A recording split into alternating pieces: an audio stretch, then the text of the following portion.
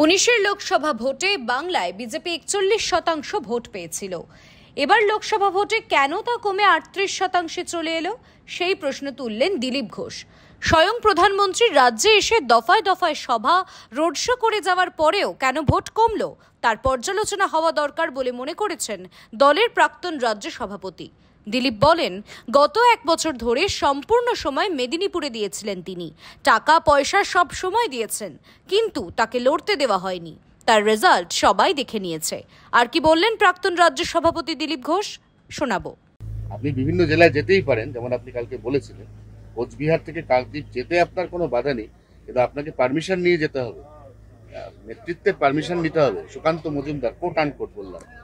ঠিকই আছে, যেখানে আক্রমণ হচ্ছে কার পারমিশনে হচ্ছে? কর্মীরা যখন ফোন করে, যখন কান্নাকাটি করে, বাড়ি ছাড়া হয়, তার কাছে কি ফর্মালিটি থাকবে, পার্টি থাকবে, নাকি মানবতা থাকবে? বহু কর্মী আজকে বিভিন্ন জেলায় জেলা অফিসে এসে থাকছেন, ওনারা এখানে এসছেন সুন্দরবনের থেকে। আমাদের কর্মীরা আমার সঙ্গে দেখা করলেন, এসে তারা ভোটের পরে চলে এসছেন।